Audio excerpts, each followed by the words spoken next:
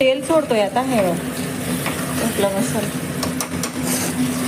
आणि इतका छान वास येतोय. हा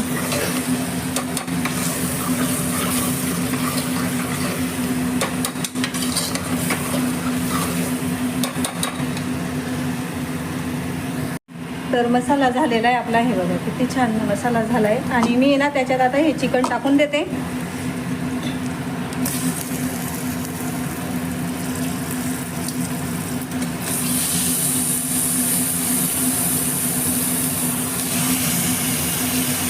तर त्याच्यात आपण नमक टाकू.